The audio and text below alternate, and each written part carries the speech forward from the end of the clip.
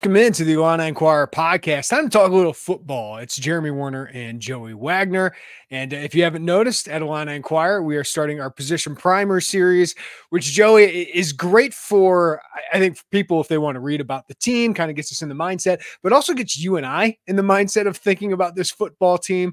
And one thing I thought about is we've talked all about transfers. We talked all about the 2025 incoming class for next year. Probably haven't talked enough about the returners who are going to make as big of an impact as anything on this roster. So this podcast is going to focus mostly on this, on the returners, on the Seth Colemans of the world, just to throw out a name, of the Luke Altmyers of the world as well. I know we've talked a lot about him, but it just felt like we give him the transfers enough buzz. So let's talk a little bit about the returners as well. Yeah, there's good returners to talk about. Returners, I think, especially offensively, can help elevate this team and maybe help that defense find its way a little bit early on in the season. Yeah, I guess I didn't realize it until we had gone through these primers, and you're like, wait a minute, Kaden Feagin, I feel like we haven't said his name on a podcast in 3 months. Yeah, he's one of the main guys I was thinking about with this. Like, oh, he's really an important part of this team. So we'll go over some of that. NCAA football is coming out in 6 days. Is that right, Joey? I mean, do you have the countdown? All right, listen, I'm not going to be near an Xbox when it releases, and then media days happens, and I don't know how long you're going to hold us in Indianapolis for that. So I'm trying to not get like super excited about it. Pre-release, I think it's in 5 or 6 days, but I'm not spending $100 on the deluxe edition for that. I'm still cheap, and I'm not going to be around. But yeah, it's getting close, and it's really exciting. Like, the more you see about this game, the more you're, like our age, right? We're kind of looking back, like remembering the Mountain Dews and the Doritos, staying up all night playing video games. And I mean, I still mostly do the same thing anyway. So it's not like I'm getting too nostalgic about it, but it's a big deal, man. I think you're going to hear, I'm excited to talk to some of these guys about it. Like, when that time comes, it's not top of mind, but they're in a video game and they haven't been able to say that before. Yeah, and their names are actually in it. And for fans, they don't have to go in and insert the names of all that stuff. I was more, I don't even know if it was Madden that was my main one. There's one NFL Fever back in the day when I first got my Xbox, but like Triple Play 95, NBA Live. I love that. Was even before 2K kind of took the market. I played those games, sim those games. I used to do Baseball Mogul, which was kind of a sim game online. Like, I love that stuff. I never really got into the NCAA football and NCAA basketball games, but I can understand why people would. My brother did. He got into the recruiting part of it.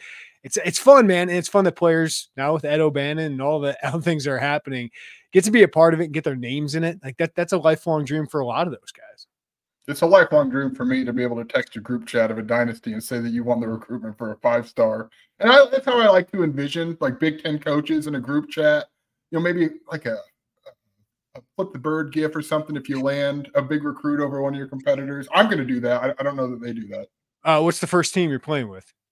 We were just talking about that in a group chat. We're probably gonna get in some action with the first dynasty that we do as a group. And look, man, you got to earn what you get here. You got to build up a little bit. You can't just walk in to the Big Ten or the SEC or the Big 12. You got to earn it. Love it. But we bring that up because we're going to talk a little bit about the ratings. We're starting to see some of that trickle out as EA Sports kind of teases its game here coming out. So we will talk about what we think, who the highest rated players for Illinois will be in that game. Anything else you want to hit on before we dive into some of the returners here, Joe? No, it's nice to get back into football mode. It's even nicer for both of us to be on the back end of these position primers and get those out. They're a lot of work, man, but we hope they're informative and help put it last season, especially into context for where they were and in terms of who comes back, who's gone, and what that could look like. It's a fun deep dive to just kind of get your brain thinking football again after what's been an offseason dominated by basketball. Yeah, we started with the offense, put out quarterbacks, running backs, wide receivers, and I feel like you and I think those are three of the strengths of this team. You got the tight ends and offensive line coming out later. And then the defense gets a little bit more interesting because I think there are more questions about that side of the ball. But even going back and doing some number crunching, and you and I love our charts that we've been kind of putting out, kind of gets us in the mind of, oh, what is this group? And for me, like going over the wide receivers, just how big of an impact Zachary Franklin can make on that room. Or for you with the offensive line of what that depth chart 4 through 8 looks like. compared to last year. So I encourage everybody to go through those and because it's a lot of words, but I think it really gets you to know this team and what we think this team is capable of based on our conversations with the coaches, with people around the program, and just what we see objectively kind of zooming out at what this group looks like. So we got the VIP offers right now, 50% off for first year and $1 for the first month. Derek Piper's going over the basketball player, so it's a really good time to sign up for all that, Joey. But again, I just think it's a good refresher for me too of like, okay, what are the expectations for this team? And I think there's reasons for optimism with some of the positions we've already put out there. And then me put my defensive line one together, I got big questions. Yeah, I just read that before we got on here, and I kind of one of those things where I had questions, and when you see it all laid out, you're like, yeah, this is like, it's kind of a reminder as to why you do, but I just did linebackers, and I feel okay about that, right? Inside line, and I know you've got outside linebackers, and those are two positions on the defense that I feel okay about, and those are two positions that we'll probably talk about in terms of defensively here on this pod in terms of some of the returners. All right, so we've talked so much about JC Davis. I don't know if we could hype him anymore, especially me. But I know you're very high on him. The staff is very high on him. We've talked about Zachary Franklin and Terrence Brooks, and then some of the other guys, Cole Rusk and Torrey Cox and General Hunt, who are going to make impacts on this team, Joey. But let's talk about the returners who are going to have most of the impact on this Illinois football 2024 season and will lead the Illini in the 2024 season. So Johnny Newton, Keith Randolph are out the door. Tip Ryman, Isaiah Adams, Julian Pearl out the door. Isaiah Williams, of course, out the door. So I'll let you start this one. Who do you want to talk about of these returners who could have a huge impact on this 2024 season? Look, we have to start. It's just cliche. I know it's obvious. Like, we have to start with Luke Altmyer because Illinois has a returning quarterback with Brett Bielema at the helm for the first time. And I feel like the more conversation around Luke Altmyer is very kind of all over the map this offseason, right? When you hear people talk about, oh boy, like you and I, and we can get into this, think he's going to have, like, he was a pretty good quarterback for most of last season after what was admittedly a slow start for him. And he did get benched for that. What was really more probably, I think, a reflection of John Paddock than it was of Luke Altmyer. But there are some people who are very high on him and think, hey, all right, then you have some portion. I say some people, like you're talking about social media and message boards and kind of the way that we hear from fans. I think there's a lot of value in hearing what fans think and where they kind of land on this. And some people think, yeah, this guy's not going to make it through a whole season. He's going to get benched for who? I don't know. But like he's going to, he's not as good as people think. And I think the answer is probably in the middle, right? Like Luke Altmyer from week 4 through his concussion at Minnesota, like 10 touchdowns and 3 interceptions he threw. And he was effective with his legs. You could see him starting to get more comfortable. That was a good quarterback. Like if not for Tommy DeVito, we'd be talking about that season as one of the better quarterback seasons at Illinois in the last 8 years, which admittedly is much more of an indictment on the Illinois football quarterback situation. But there's a lot, I thought, Jeremy, with Luke to be excited about for him going into year 2. And there's a lot he's had to clean up. And he and Barry Lunny and Brett Bielema have been really upfront and matter of fact in speaking with us about what some of those things are. Yeah, for me, the Luke Altmyer conversation is simple. He's good enough. He showed he's good enough to be a starting Big Ten quarterback and to be a really good playmaker at this level. Huge arm, accurate arm. What was it, 65, 66% completion rate last year. His yards per attempt were really high in the Big Ten. Threw for 13 touchdowns in 8 games. He didn't even finish all those 8 games.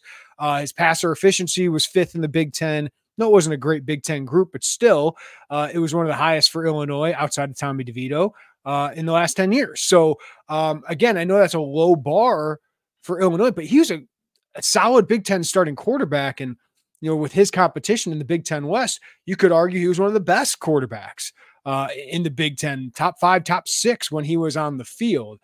But there were growing pains. And I think all of us that were realistic about Luke Altmyer knew that you have to play. You can only learn certain things through experience.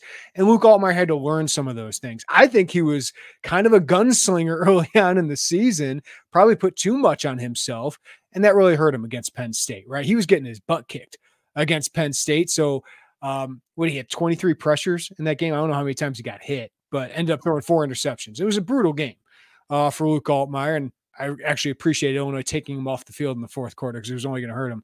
But he bounced back. And it wasn't that much better for John Paddock when he came in, by the way. Oh, John was not good in that game. People forget about that. People forget about the Iowa game with John Paddock too. But, Luke got better at taking care of the ball.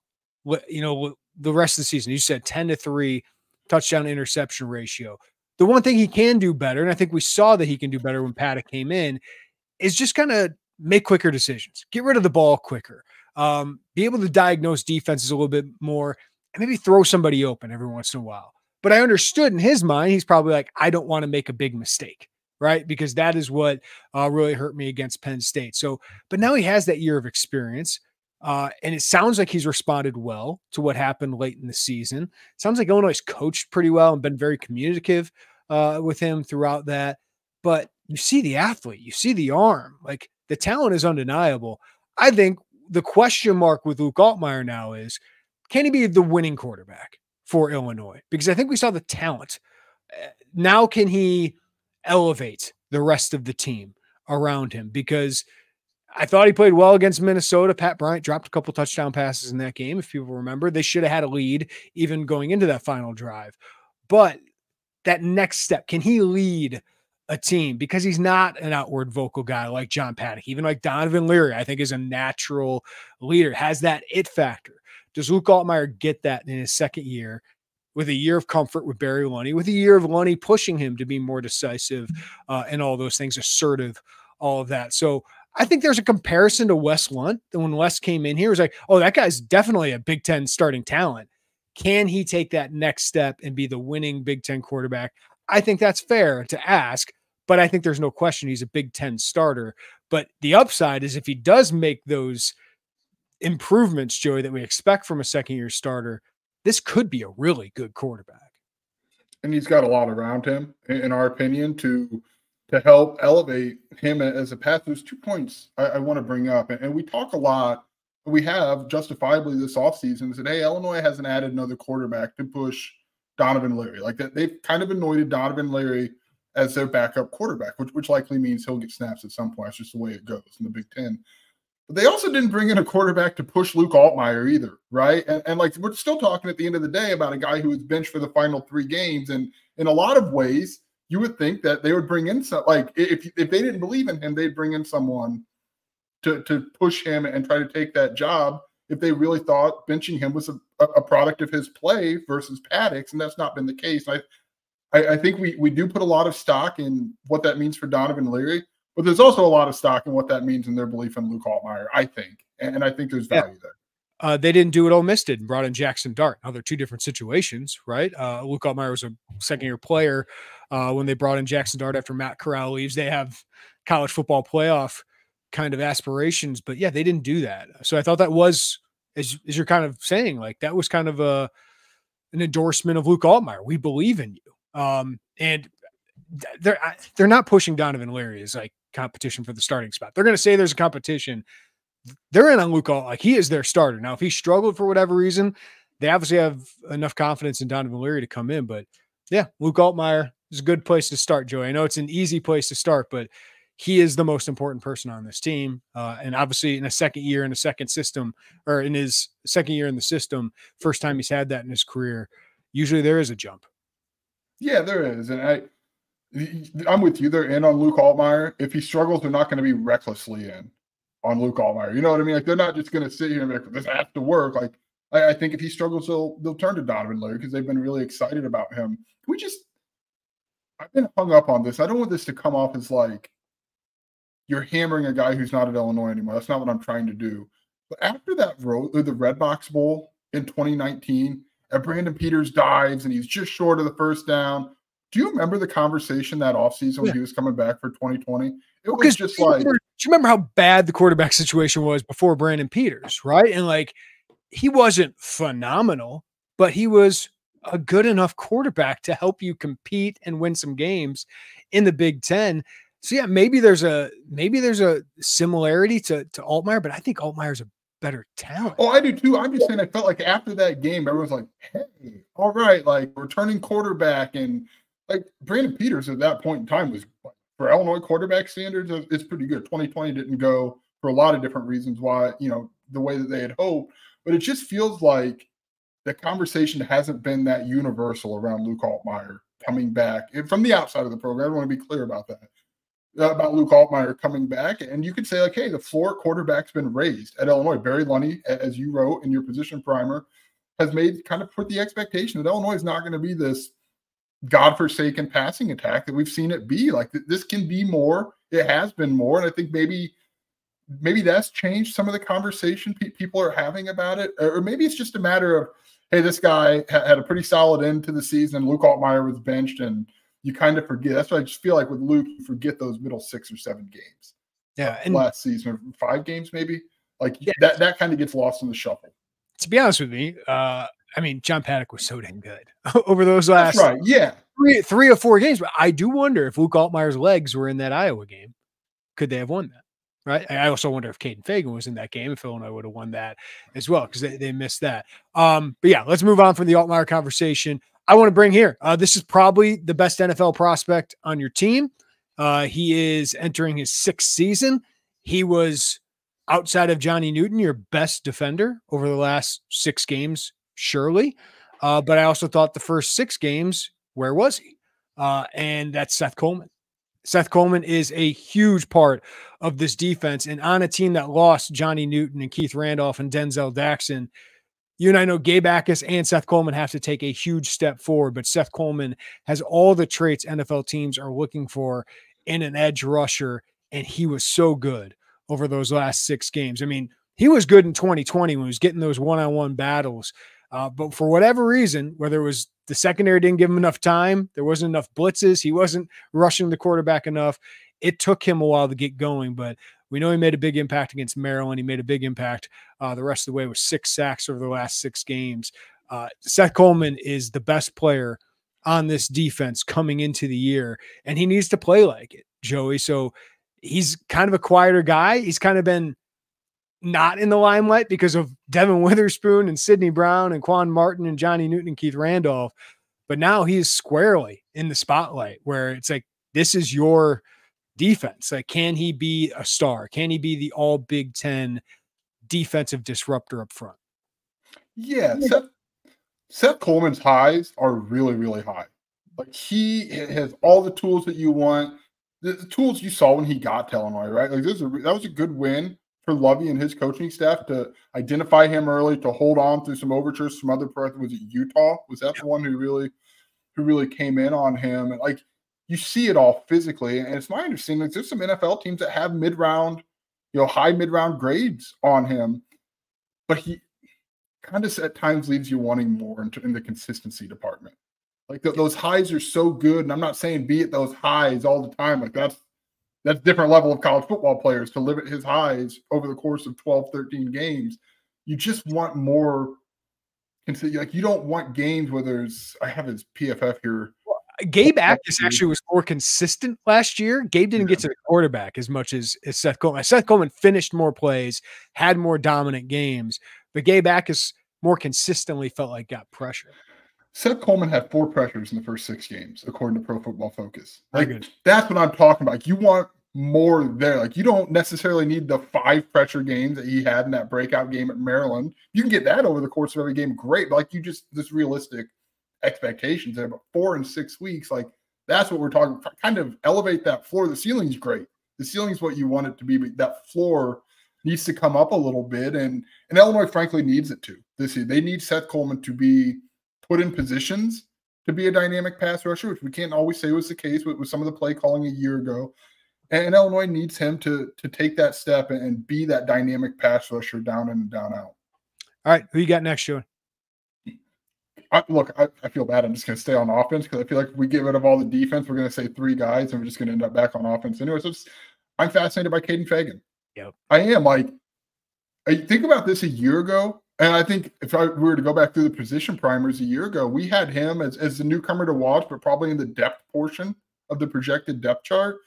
And injuries obviously opened the door for him to rise up there, but he wasn't just some back because no one else was healthy. Like, he was a good back. He's obviously physically just a freak, right? I mean, 6'4", 6'3", 6'4", 254, I think Brett Bielema said on the score last week. Of course, Brett Bielema said he touched 21 miles an hour running. If that's your jam, that's fine.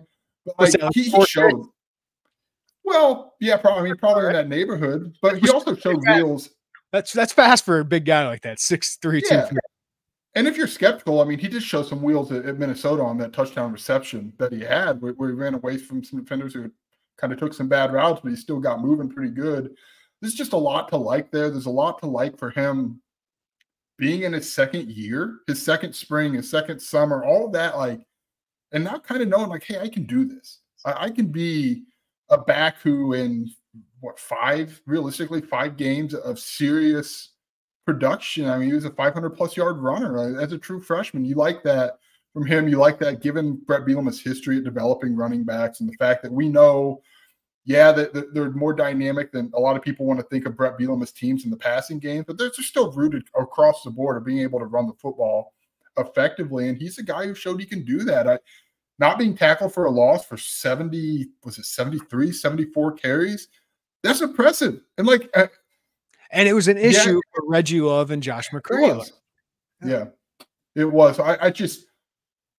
I'm really interested. There's a little bit of me that my holdup is like, okay, we said this about Josh McCray entering 2022, and obviously injuries ended up slowing that season. And Chase Brown, you just had to give him the ball as often as you did. So that's where my pause is, just because of recent history. But I just think there's so much to like with Kaden Feagin and his ability to be a workhorse Big Ten running back who can pace the ground game in this offense. I'm going to do a huge caveat, but I'm going to give a bold prediction here. If healthy, Kaden Feagin's an all Big Ten back. And listen, the Big Ten is loaded with backs this year, just looking at it. Travion Henderson, Kyle Monungai from Rutgers, Donovan Edwards, who I think could probably be the best back, Nicholas Singleton at Penn State, Katron Allen at Penn State, Judkins at Ohio State, Jordan James at Oregon. It's a loaded field, but this kid is a freshman. In his first 3 starts that he actually completed the games, 84 yards, 97 yards, 89 yards, 2 touchdowns. He averaged 117 yards from scrimmage in those 3 games and 20 touches a game. Like that'll play. Like that is productive. And he did that as a freshman. So if he's healthy, we know the pedigree here. I mean, 6'3", 250, great athlete. We saw him run away from Minnesota's defensive backfield, which is pretty dang good defensive backfield last year. And we just saw it. Like we saw small sample size, but we think of some of Illinois' best games. Maryland, I include Wisconsin in there despite the downturn. The first 3 quarters of that game might have been as well as they played all year. Minnesota, those are 3 of their best games. It was all Kaden Feagin at running back. And I just think if you have him, and we know we'll talk about the depth potentially, but if you have him as a star, Pat Bryant, Zachary Franklin, this is an offense that can go with Luke Altmyer is a really good threat too. So he's huge. He is such a key to this offense because this was not a good rushing offense last year, partly due to the injuries, partly due to the offensive line, but it just wasn't. But when he was playing and he was getting the bulk of the carries, this was a really good rushing offense, Joey. Yeah, I would encourage, we kind of hype our position primers earlier. I dove through every single one of Brett Bielema's rushing attacks as a head coach from Wisconsin to Arkansas to Illinois. And if you look at, kind of what they've got, you could see this be similar workload distribution to the 2021 Illinois team or one of his 2017 team at Arkansas, which would require, I guess we're going to do this, I think a bold prediction. I don't want to do that.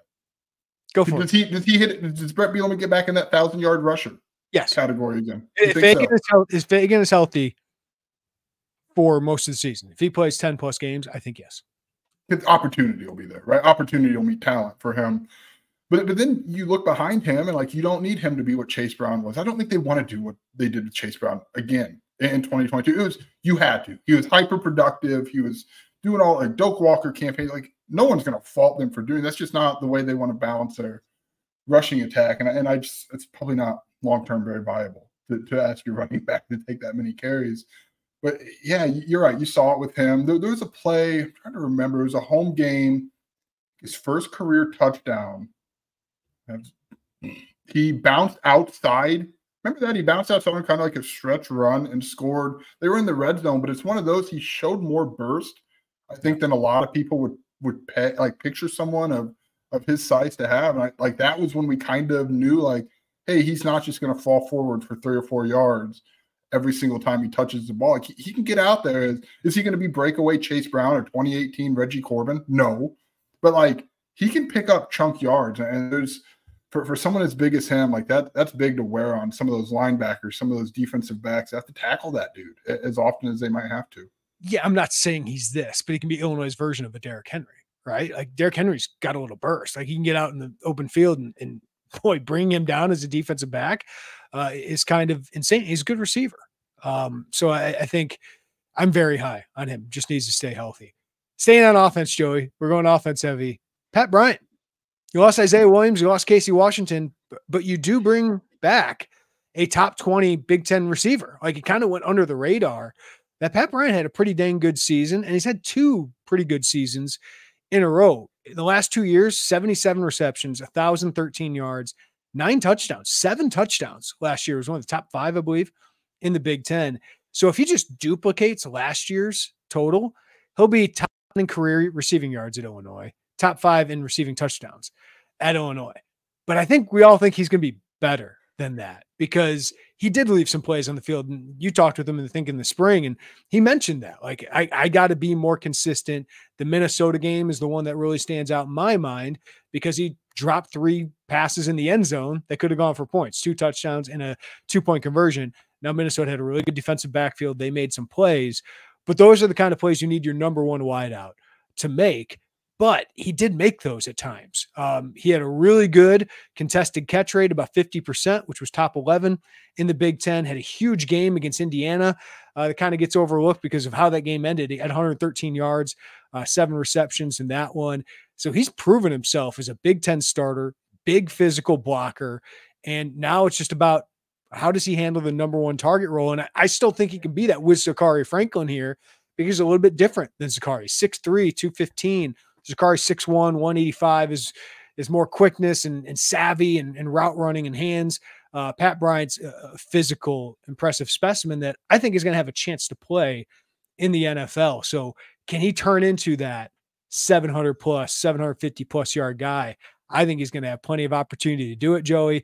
More targets, and he's shown he can be productive when he gets those targets. Yeah, holding on to him through a coaching change, I thought was a really big, like, kind of under the radar win for Illinois this offseason. And other teams wanted him. I can tell you that for sure. Other teams wanted Pat Bryant.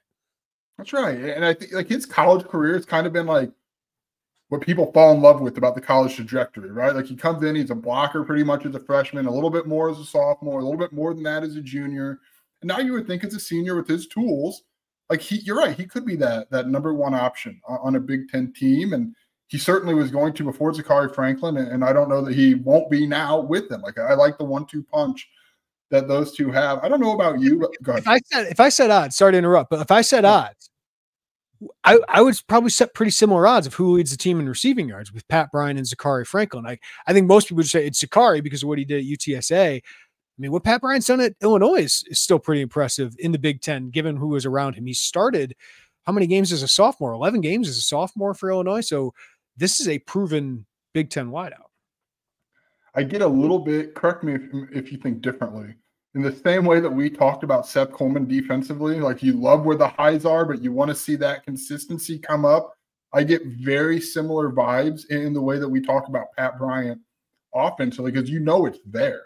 Like now, Pat Bryant probably doesn't, respect him to his position, probably doesn't have all the traits that Seth Coleman does at his. You'd like maybe if you're getting into it, like maybe Pat to have a little more speed, but he's physical, he's tall, he's athletic. Like you like all those things. You just want, especially in the hands department, like that's just the consistency, as you mentioned, Minnesota, that you'd like to see kind of elevate. But when he's put it all together and when he's been consistent, he had 7 touchdown receptions in the yards that you mentioned. And he looked like, and let's be honest, like he was the number 2 receiver on that team until Casey Washington's last month of the season, last 3 weeks of the season, where he really came out and just played in a way that you and I and a lot of people didn't expect he would. But Pat Bryant was that guy, right? Like the highs are there. The production's been there. And like when you say top 5 all time, like, oh, wow, okay, like he's done this before. And I just think kind of gets overlooked because of Franklin's addition, and everyone loves,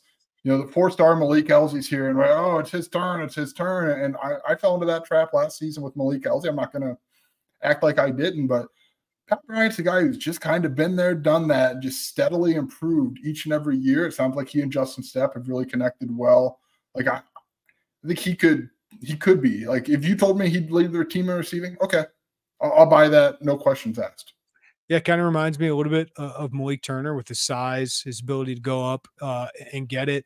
And he did show an issue for Casey Washington and Pat Bryant, especially going into last year, was the ability to make plays after the catch. And they both improved in that last season. So I'm interested to see if that can continue under Justin Stepp. All right, who you got next, Joe? I will go to defense since I've pretty much eaten up a lot of the offense. We'll turn back to at least one offensive lineman on my brain. I'm going to just say Matthew Bailey, because I think you have to say Matthew Bailey here. Man, I always do that. I always start the music. I think you can hear it. I just have like two things screaming at me. Matthew, this is so stupid to say, right? But like those 22 plays that he played against Penn State, he made a difference on the football field. The score was like 7-0 when he was in the game. Like, they were in the game and he was making plays. I say it all the time too, Joey. Like, it was a noticeable difference. Those 22 plays that Matthew Bailey was in the game, and then you saw when he went out, it just completely changed. Yeah, and Matthew Bailey's he looks like a Big Ten safety. We saw the production in 2022. I'm sitting here trying to find his total snap count. It's not very high, right? For his career, around 200. Around 200. He's got 202 career snaps. He's mostly that dime guy in 2022, which you saw his ball skills. For an in-the-box safety to see those ball skills, like that was a kind of a building point to imagine what he could be. He's just a good football player when he's healthy. And last season was two kind of freak injuries is the right word, but he had a foot injury that he's got, I think, during winter workout. And then the shoulder injury, which, this, to my knowledge, hadn't really had like a long history of injuries, just two kind of fluky things that ultimately sidelined him for the season. But he's got that it factor, right? Like you talk about vocal guys who are gonna pull guys along with you. Like Matthew Bailey's got that. There's a reason they call him Sid 2.0. The way he really shadowed and learned from Sidney Brown, pretty good dude to follow in the footsteps and take as much as you can from him. And I understand if people would say, hey, I need to see him be on the field more. I get that. Like I totally understand that. But when we've seen him on the field, he's been a good football player. And he's been a young football player, but he's been good and he's been productive and he's been an asset for that defense. Well, he's shown why that role is so important. They missed that last year. I thought Clayton Bush played some solid football, but going from Sidney Brown to Matthew Bailey would have been far better, right? Like Matthew, you saw him making plays, but he's shown that versatility to both be a thumper in run support. I mean, he's 6'2", 210, something like that. Like he's built like Malik Elsie. And then the ability to cover and to make plays on the ball that he showed his freshman year. I get a little worried with shoulder injuries that those can reoccur. I get a little worried with foot injuries because those can reoccur. But if he is on the field, he is a game changer. And we know the secondary needs game changers. And I will throw into that two guys that were first-year starters last year in that secondary that I thought played pretty well as first-year starters, despite how bad that secondary played late in the season. Xavier Scott was all Big Ten honorable mention in his first season as a starter. And Illinois put a lot of faith in a lot of players that maybe it shouldn't have last year, but Xavier Scott proved that faith was rewarded. Like he was what? Did he lead the Big Ten in pass breakups last year? 11. He led the Big Ten in pass breakups last year, made a couple plays in the ball. I think he had an interception. Was pretty good in run support as well, but he could be one of the next guys. And we talk about Terrence Brooks being the next corner who could be drafted, and he certainly has that talent and has experience. I think Xavier Scott's going to have a chance at the next level based on his first year. If he can get even better, and he is a leader as well. So I think he's a big one.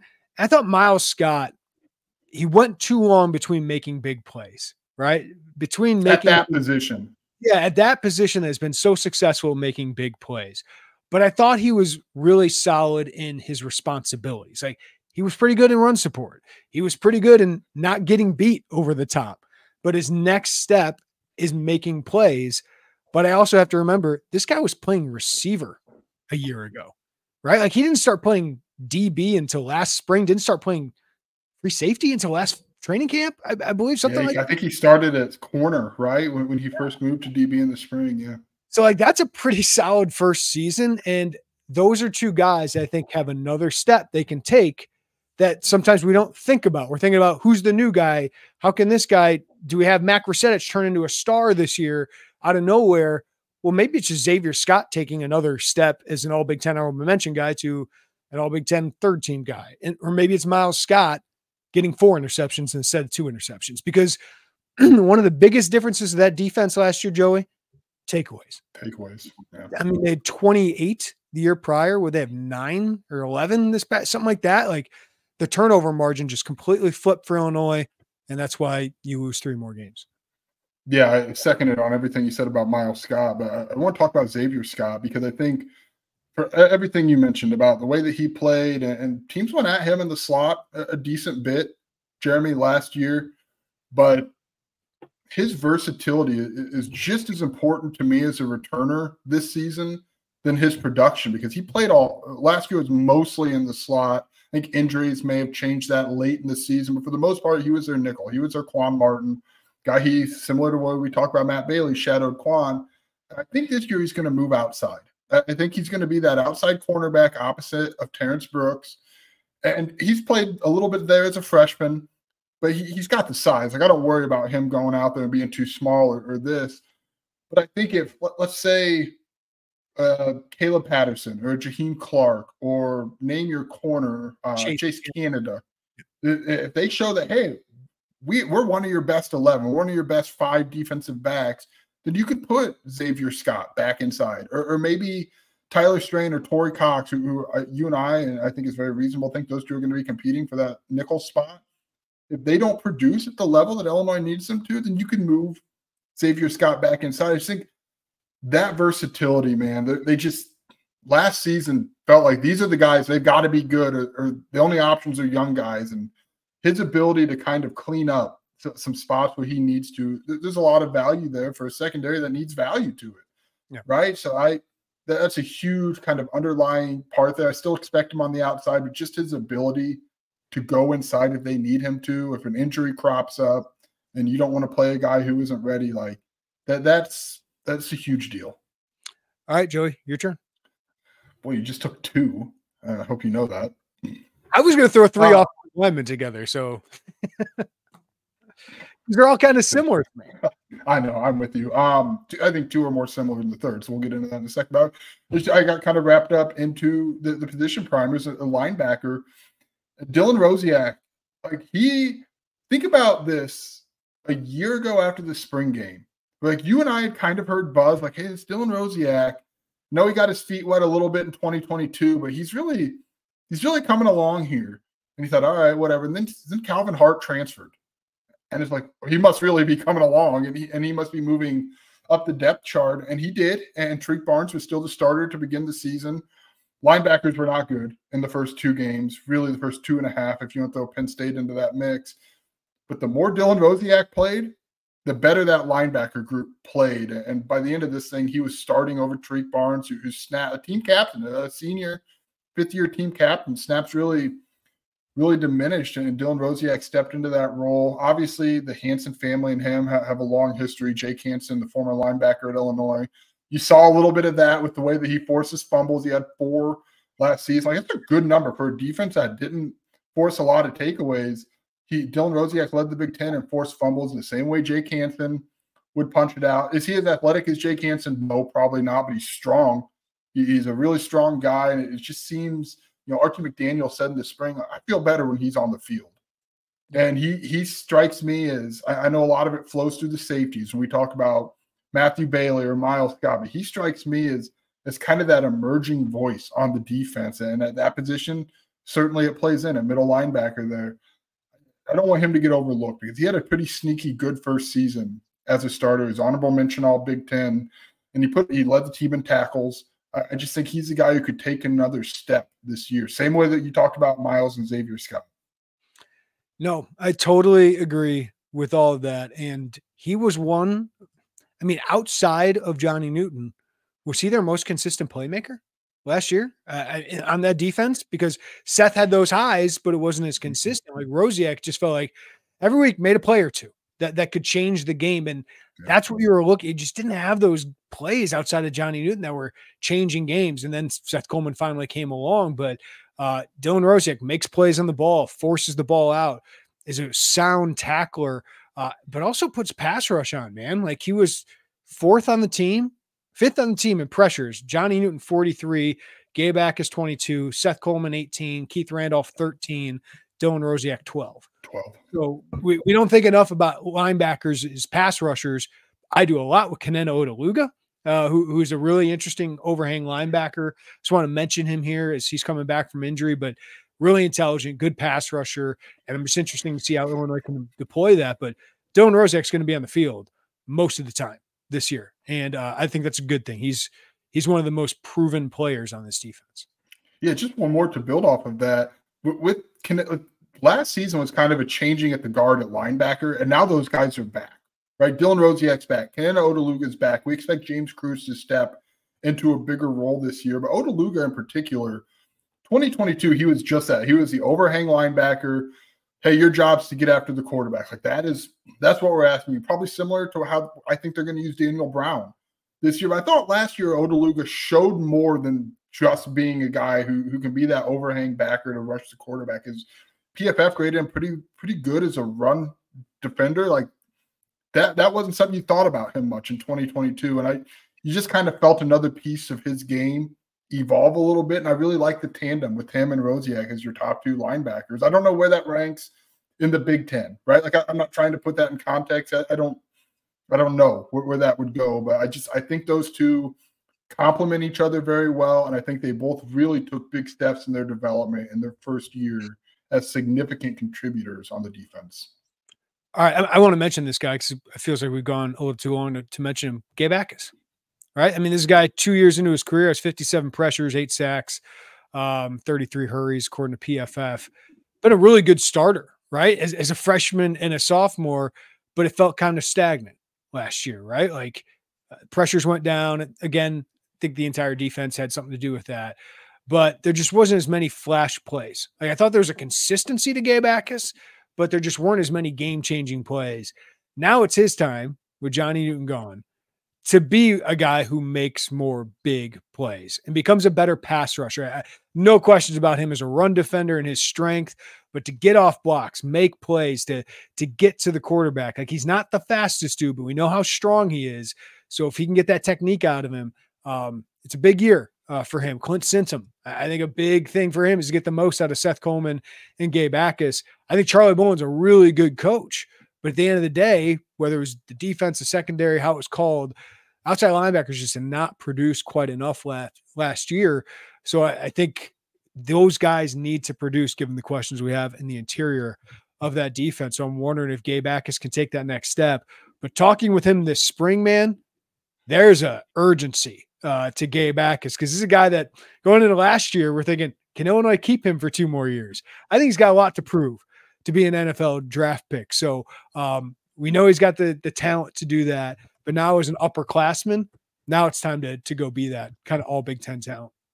Yeah, I'm glad to hear him say like, hey, I wasn't good enough. I left too much out there last year. And remember, there was a point when Keith Randolph was hurt. He put his hand in the ground. It was a little bit more in that position than just your straight up stand up outside linebacker. I'm wondering, we talked about potentially a new look or a different way to deploy the defensive front. If he's a guy who could benefit from that, if he's a guy who could put his hand in the ground a little bit more, not full time. I don't know that he cares to do that full time. I don't know that Illinois cares to do that with him full time, but that could be a nice kind of change of pace for him. And he was really good as a freshman. And I know that's how it goes, right? When you have a good freshman season, I don't know if he was I don't think he was worse last year. It's just you were expecting a huge step up, right? You're expecting it to kind of go like this. And I thought he was kind of a similar player that he was. That's right. And that's the hard part about having a freshman season like that is everyone thinks, all right, you had X number will double it as a sophomore, right? Because that's like there's a natural progression, and that didn't happen for him last season. But man, he's still. I know he's a guy they're very high on. You know, I think you're going to be seeing a lot of him preseason in terms of a guy they put out there as one of the faces of their defense and kind of by way their program.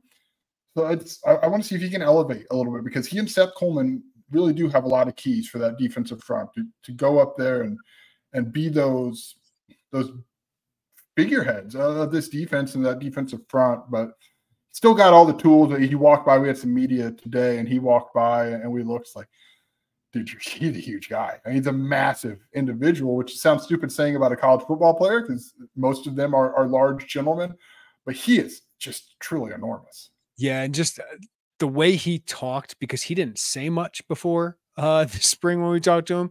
Yeah, he had this look in his eye like, I saw what Johnny has now.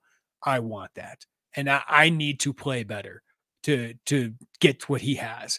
And you mentioned the way they deploy him. I'd love to see his hand on the ground more, whether that's as a 3 technique or a 4-eye or just as a natural, more traditional defensive end. I just think that's his natural kind of place. So I'm really interested this year, because I just don't know if I feel comfortable with, if I think 3 defensive linemen on the field is the best 11 for Illinois. I feel like it's going to be 2 defensive linemen, 2 outside linebackers, 2 linebackers, and 5 defensive backs. So I'm interested to see if we see more 4-man fronts, even man fronts, than 3-man fronts this year. All right, Joey, next one. Let's go to the offensive line. And I don't know that I would pair all 3 together like you teased. So let's be clear. We're talking about Josh Cruz, Josh Gesky, and Zy Chrysler here. Let's start with Zy Chrysler, because I feel like Cruz and Gesky, the narrative's kind of their first year starters, right? And guys who are back now after playing okay for the first year. Zy had a rough go of it early. He did. And some of it wasn't all on him. He probably shouldn't have been asked to play tackle after missing as much time. He didn't go through the spring recovering from shoulder surgery. He missed time with an ankle injury in fall camp. Probably just wasn't right and at the right time, I think, to put him out there. I do think when he played tackle healthy in camp, he was better than he showed at any point in those 2 games, Toledo and Kansas. But that Kansas game was tough. That was just from somebody who is watching a guy struggle like that. That was hard to watch. I mean, he was just, it clearly didn't work out there. They made switches they didn't really care to make, moving Isaiah Adams off of that left guard spot. But again, in a little bit of the way we talked about Luke Altmyer, he was more solid towards the back end of the season, back at right guard, that I think is in a lot of people's minds. I think you just, that Kansas game is so hard to erase from your brain. But he's a guard. He is a college guard. If he gets a chance in the NFL, he's an NFL guard. And he played better there. And he's going to be a right guard this year. And I'm curious to see what his season looks like there, healthy, confidence. I mean, imagine trying to pick yourself back up after a game like you had in Lawrence. Like, I can't imagine it was always easy for him. He kind of admitted in the spring, like, hey, I called my parents, talked to Bartman. Like, that's a hard one to move on from. And I think it did take a little bit of time to get him back to that level he was at in 2022, just mentally at guard. And that's his best position. So I'm fascinated to see what that looks like.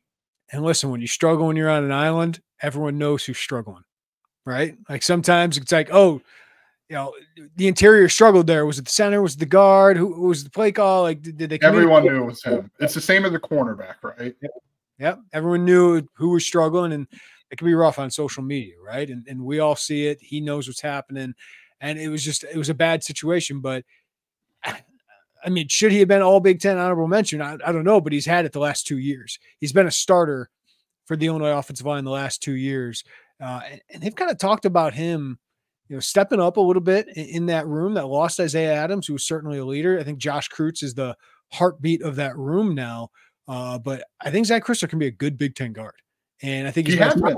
Yeah, I think he's at times been inconsistent, but as a guard, he's been pretty good. I do think I want to mention, because I feel like we talk about Josh Cruz enough. Josh Gesky kind of played up pretty solid, especially at the end of last year when he moved to left guard.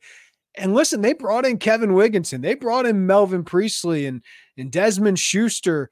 Hunter Whitenack is involved there. Like I didn't think his starting spot was safe going into the spring, but it seems like he locked it up. Like there's a little question that Josh Geske is a guard. And I know Bart Miller said he could be one of the guys who stepped up as a leader. So kid from Mantino, I don't hold that against him being from Piatone, but he's entering his second year as a starter, just like Josh Kreutz. So they seem to have some faith in Josh Geske and what he's bringing. And if any of these guys struggle, you now have guys you feel like can play, like Brandon Henderson and all that. But they seem confident that this can be a solid interior, and it obviously needs to be. Don't slander Mantino, home of the best Wendy's in the state of Illinois. The town of Mantino, I give all the props in the world. They wanted to grow, Piatone hasn't, so give them kudos. Good. Anyway, I'm with you on Geske, and I also think, and which plays out in the grades if you go back and watch, he's pretty good as a run blocker. There's still some to be desired in pass pro, but he's a big, strong guy who can move fairly well for his size, similar to Zai. Like their guards can move people in the run game. You just like to see them take that step as pass blockers a little bit. But yeah, you're right. Geske gets overlooked. And remember, he was a guy that had kind of been thrown around out there. Could he be a right tackle late last spring? I think he may have even gotten those reps in the spring with Chrysler out. Yeah. And guard's probably the right fit for him as well. And he showed that. You're right. You and I think we weren't alone in thinking when they get Kevin Wigginton, a guy who started in the Big Ten at Michigan State, I thought pencil him in at left guard next to now J.C. Davis, and that'll go. And Josh Geske fought, and I fully expect him to be the starting left guard come fall camp, come Eastern Illinois, and throughout the season, unless he slips. And that's a credit to him for taking that and not relinquishing it. I'm trying to think of like the least known starters among the casual fan. Like they just, we'll show up in the fall and see who it is. It's probably gonna be whoever the tight end is, whether that's Tanner Arkin or maybe Cole Russ. Some people know because he's transferring, he's an Illinois fan, or Henry Boyer or whatever it is. But T-Raw Edwards is probably pretty high up there, isn't he? T-Raw Edwards, Josh Geske. Geske would be like, that's what I'm thinking. Like maybe Kanari, if Kanari Wilcher's the guy, and Kanari Wilcher. I think those are the big three, right? Yeah. So I want to mention T-Raw Edwards because pretty good nose tackle, little string they've had here with Roderick Perry, Calvin Avery, Denzel Jackson, all getting NFL contracts. They added two guys who can play nose tackle in the transfer portal, and Anichi Sledge and Gentle Hunt. But sounds like T-Raw Edwards had a really good spring. He's been a good rotational player the last 2 years. So I think we know what he's going to be, which is a solid player. They've been wanting more pass rush out of him, but I think he'd be a solid player. But I got to mention Alex Bray. They seem to be betting big on Alex Bray. And I'm a fan of his film. When they got him, I was a fan. I heard Ohio State really looked into his film and thought about recruiting him at one point, but Illinois gets him under the radar out of Missouri. And he was undersized, but he's up to about 280 pounds now. And I believe Brett Bielema when he said Anthony Johnson didn't have a certified starting job because they love Alex Bray. And Terrence Jameson will tell you that anytime he gets an opportunity to say Alex Bray. But Alex is a sophomore. He played 32 reps last year, but he's tenacious. He's a high school wrestler. He's a workout wonder in the offseason. So I'm just really interested to see what he is because we've barely seen any of it, but we've heard a lot about it. But they could have added another transfer defensive lineman, and they didn't. And I think part of that is because of their faith in Alex Bray. Yeah, and that faith doesn't come without risk, right? I mean, they need him to step into that and be that guy they believe he can be. He's incredibly productive in high school. And he was a late find. Far more comfortable with him being like the rotational guy this year and having another given starter, but they're rolling with him, man. It sounds like. Yeah, I'm more comfortable with him as like sophomore year Pat Bryant, where it's like whatever you get kind of feels like a cherry on top. But yeah, we'll see how that. He's a guy who, I mean, he's got the skills, right? He's got the skills, as you mentioned. He's putting on weight. I know Ryan Easterling, our guy, loves a good wrestler on the line. Either side is fine with him. He doesn't get too worried about that. That's Alex Bray. Yeah, traveling last season helped. I think just kind of getting a feel for what that looked like, what that felt like, getting some of those. It wasn't a lot of reps, but getting some reps out there, kind of having all that there. And I think there is value in belief. I think when a coaching staff says, hey, you're our guy, like that's gonna inject some confidence and some life into someone. He's just got to go out and he's got to deliver that, Jeremy, and we'll see him because they need him to. Like, there's no, hey, if he's not good, well, no, they need him to be a productive Big Ten defensive lineman. I do want to mention, because we glossed over him in the offensive line conversation, he certainly would not care. But Josh Kreutz. Josh Kreutz he's a very intense gentleman. Bielema loves right? him. Like Bielema loves him. Yeah, they do. And he had a pretty solid. I think solid's a fine way to describe his first year as a starter. Bart Miller asks a lot about his centers. He does. They make calls. They're kind of they're definitely the leader of that line. Josh Kreutz stepped into that, and I thought played okay. And Bart Miller said, hey, he knows he had a good season. He wants to take it to another level. He wants to be a guy who goes out there and it's just meaner than hell. And I think, like, he's got that in him. I think a year starting helps him. He's an interesting guy. We talked about, Gabe Jacas didn't say a lot for a couple years. Josh Kreutz really didn't either. And I don't know that I wouldn't describe him as a chatterbox by any means at this point, but you can see, and a lot of people won't care about this, I know, but you can kind of feel him coming into his own a little bit now that he's got some snaps under. That's what this entire conversation is about, right? Guys that are taking on bigger roles, but now that they have experience, like, they just seem a little bit more comfortable in doing that. But still, there's question marks when those guys haven't proven as much as a Johnny Newton or an Isaiah Williams, right? Yeah, that's right. And I just, you can feel just in talking with him, that demeanor start to come out. And you and I have I don't mind saying this here because we've thought about this behind the scenes, because he really didn't say a ton. I do think some of it was every time we talked to him, like, hey, Josh, how's camp going? That's great. So tell me about your dad, right? Because Ola Kreutz is a big offensive line name in the state of Illinois for what he did with the Chicago Bears. I think at some point it's like, yeah, my dad's a pretty good center. I'm a pretty good football player myself. Like, there's a lot more depth. And I think a lot of, when we talked to Josh early on, we really gave him the chance to showcase. And I think you and I have theorized that he may have gotten some instructions from home, like, hey, don't say much until you do much. And now that he's a starting center and a guy whose voice matters within the offense, definitely within the offensive line room, starting to hear him come out a little bit more. And does that change how he plays on the field? No, but I think it helps you get to know him a little bit more. And I think it does signify a guy who's got some confidence about him and wants to take that leap now as a second-year starter. All right, can we do a couple guys real quick? Oh, yeah. How many are left? Josh McCray, because Brett Bielema loves Josh McCray. Brett Bielema does love Josh McCray. Josh was healthy during spring. I think that was really important. I think Kaden Feagin and Aiden Lawfrey should be the two guys getting the most touches, but I do think Josh McCray is going to get opportunity. That's all I got with Josh. I hope he can get back, because freshman year, he looked like a bell cow, like a future bell cow, right? After Chase Brown, like, the plan was for Chase Brown and Josh McCray to have big years in 2022. But because of McCray's injury, it was Chase Brown touched the ball 300 times. Yeah, I just want to see the guy get back healthy and play a full season. But whatever that looks like, I still think if he plays a full season, that looks somewhere in the neighborhood of 350, 400 yards. Because I think he's going to get opportunity because, I know Brett Bielema is very high on him and what he can do. So he's a threat out of the backfield too. I think that's one of the things that gets overlooked from that freshman year. And he had some good big runs, big games at Penn State. He caught the ball. It wasn't a lot, but when he did, he showed that element out of the backfield that I don't think is worth overlooking. I would like Feagin 200 touches, Lawfrey around 100 maybe, and then McCray 50. Is that a decent number? Like, I think McCray's, for me, I want Feagin and Lawfrey touching the ball. I just feel like they're home run threats compared. Like, McCray, maybe bring him in short yardage packages, stuff like that. But those other two, I just feel like have a dynamicism to them. Yeah, what do you think? It's somewhere between the neighborhood of 300 and 350 carries for running backs this year. That would align. Yeah, something like that. Pretty much with where Brett Bielema has been in his career, factoring in Luke in the past. Yeah, I like that. I feel like those are the three huge players. I don't expect Khalil Valentine immediately. Now he's got the speed. If Khalil Valentine's playing, because Aiden Lawfrey hasn't taken that step, because those two kind of overlap skill set wise. Or is hurt. Yeah. So yeah, that's right. That depth in that room as we saw last year.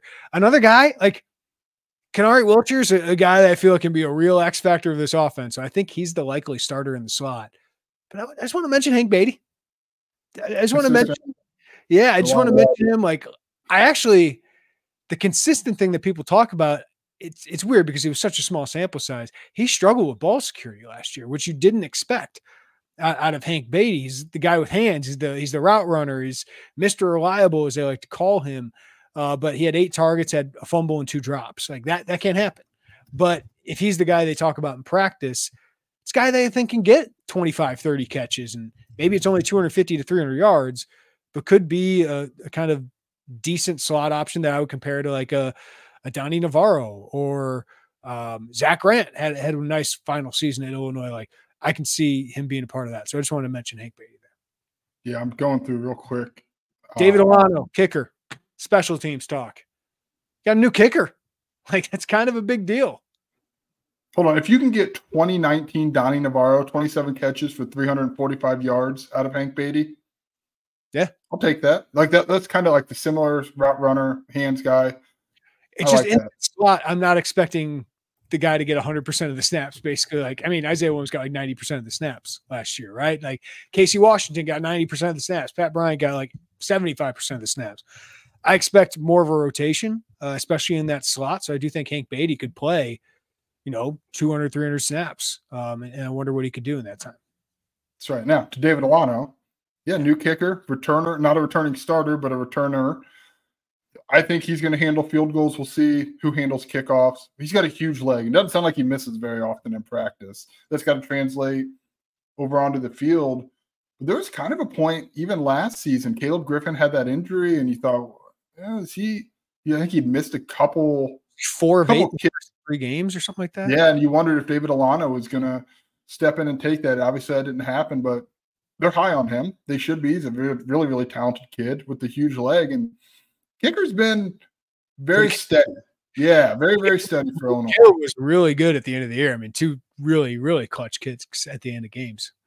Yeah, and if we're going to stay on that line, let's just stay with Hugh Robertson. I don't expect him to lose the job to Declan Dooley. I know they like Declan Dooley. He's got a big, powerful left leg. Left leg is a big deal. They like that. But Hugh had really – found a little bit more consistency last season because that was a huge problem for him in 2022. Mm-hmm. Anybody else you want to mention here? We hit the I don't know what to expect out of James. I'm just kind of thinking here. I don't know what to expect out of James Cruz. I know Brett Bielema likes him. He's a really, really long arm, violent guy. A lot of the same things we talked about with Josh Cruz would carry over. We kind of mentioned Wiltshire, speed, needs speed in that group. And he seemed to win the job in the spring. We'll see if that continues. Has two under the radar. Tanner Arkin could be the starting tight end. Definitely if it's 12 personnel, he's one of the 2 guys you have out on the field. More of a blocker, kind of NFL fullback-like build. Maybe could carve out a chance there for himself. I do feel like we have to mention Tyler Strain because I think he's very likely possible to be a starter in the slot there. He's competing with Torrey Cox, and obviously we talked about Xavier Scott and his ability to go inside. But Aaron Henry glowed. I know he's very positive about his players, especially in the offseason, but he was really, really excited about the steps Tyler Strain took. I think he's a much better fit in the slot than he is outside, just given his speed, given he's not the tallest guy in the world. So he's a very likely candidate to win that starting job. And potential guys that, maybe second on the depth chart right now that could end up making a big impact. I'll put Matt Krasetich at safety in there, could be in that dime package. You got to mention Donovan Leary. So, he could be getting significant snaps here. I think we covered it there, Joey. I think we gave the returners their due there. It only took an hour and 3 minutes. I think we were able to swing that. All right. Do you want to draft these rankings, the NCAA football rankings for Illinois? We know we didn't know they do not have a 90-plus guy, which is not a surprise. And I think I saw today they don't have a guy, one of the top 100 guys in the game. It was something I saw today. I think what we should do is I'll let you kick it off with the highest ranked. I don't know that we'll disagree too much on that. Yeah. And if we disagree with one, we'll just go through the top 6, 3 each, call today there. And then if we disagree, we can build off that a little bit. Potentially get to a top 10 here because I think go pretty quick. What would Johnny have been rated last year, going into last year after he was a second-team All-American? 93? 93, 94. Yeah. That's about right. Number 1, Jeremy, go. Seth Coleman. I think he's going to be 86, 87, 88. Probably 86 or an 87, I would imagine. That's where I had him ranked before the transfer additions. I would be hard-pressed to not put Terrence Brooks It's your as top number one. guy? Wow. He was an honorable mention all Big 12. He started on a team that went to the college football playoff. He's the skills. He was highly rated coming out of high school. Is he as productive as Seth Coleman has been? Maybe not, but I don't know. It's just in the time they've been in college, I think he'd have an argument. So if he's not number one, I'm going to put him as number two. Okay. If Seth is like lower than an 84, I'd be a little surprised. But is there anybody else on this team you'd have above an 85? Or even like an 82 at this point? I think like Brooks and Franklin could be 83. We're just I'm just trying to think of how like EA Sports would think of Zachary Franklin's season last year. But anyway, next for me, to be honest with you, I might go Pat Bryant. I don't hate it. It's a returning Big Ten starter. I think he's going to be an 80 or higher. There's just not a lot of guys on this roster. I'm like, definitely an 80 or higher. I think Luke Altmyer should be, but I think he might be like a 78, 79 in their eyes. Yeah. I feel like I'm a little confused as to what we're doing. I think we're just naming players in this one, which is fine. I've gotten lost. I'm just trying to explain why I took Pat Bryant as the third. I'll take that. Yeah. You took Terrence second. Who's your fourth? Okay. That's what we're doing. Okay. I mean, I know the Ole Miss. I'm with you. Like, I wonder how they would value the Ole Miss, but I do think he's so stinking productive in his career that Zachary Franklin is a top 5 guy. So I'll have him at number 4. I would put him somewhere in that 80 neighborhood, 80, 81. He's just done a lot. Like, you could probably lean in and say, well, he was hurt last year, and that ultimately kind of derailed everything. So I'll take him as number 4 here. You know I can't pass on taking this guy. I know. Do it. I've been hyping him all season like he would probably be a top 2 or 3 guy for me, but JC Davis, left tackle, should be 80 plus. I don't think he will be because he's coming from New Mexico. But I mean, we have him as a top 5 transfer offensive lineman. That to me has got to be an 80 plus guy. So JC Davis. So this is where it gets interesting. This is like after the top 3 quarterbacks go off the board in the NFL draft, and someone's like, the real draft starts at number 4. This is kind of like it is for Illinois football in the EA Sports rankings, right? Because I think there's a very clear top 5 that we mentioned. Yeah. Now I don't know, and I will take Luke Altmyer because I do think he's no lower than a 78 on this game, given what he showed last year. And he's a quarterback. So I think I'll take him at 6. Oh man, this is tough. They always say the real draft starts at 6, so it's going to get tough. I'm on the defensive side of the ball, which is a good thing for Illinois. The running back. I'm gonna go Gabe Jacas. I think he's gonna be high 70s because he's been a solid starter good starter the last couple of years. I was considering a guy at the second level of each side of the football here. So I'm interested to see where you go next. That's tough because a full season of Matthew Bailey, we've already probably picked in this conversation. I'm somewhere, I'll just tell you the 2 I'm between, and maybe you think I'm somewhere between Kaden Feagin and Dylan Rosiek right now. Yep, that's exactly what I was considering. Yeah. I'll take Feagin just because I feel like if you think of video game mechanics, someone that big with that much movement, I feel like they'll put him at like 75. Yeah. I'll take Feagin. Are we not talking enough about Josh Kreutz yet? Well, are you taking Rosiek next then if you were stuck between those 2? No, I got like 3 names I want to get. I'm high on him. I'm actually going to late switch here because I just feel like EA Sports might be higher on the guy that had a lot of tackles and stuff with Rosiek. Xavier Scott.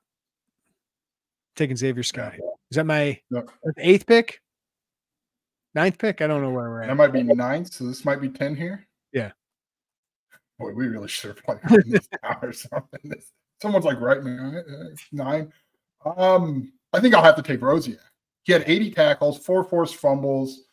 I thought he played pretty well outside of those first 2 games. I think he's going to be an important part of that defense. I think he's 10. All right. So last thing I want to ask as we wrap up this long pod, but I loved it. Who takes the biggest increase of guys we haven't talked about? Like at the end of the season, do they do updates mid-season, Joey? I don't know. I'm trying to avoid this game until I get back from media days. You're not helping. That's what I'm wondering. Like, so if they did an update at the end of the year, who gets like the biggest increase? Ooh. Can we do one for offense, one for defense each? Sure. Defensively, I think I'm stuck between two. I think it's going to be Matthew Bailey because I don't know how high he's going to be ranked early because he missed so much time last year. And I think he's got the potential to come out and have a good season. And if there were a rankings update, I think he would be a guy to take a pretty big leap forward. This is the only year this guy will be in the AA Sports NCAA football. So I'm going to go with Dennis Briggs Jr. Probably a low 70s guy coming from a rotation guy at Florida State.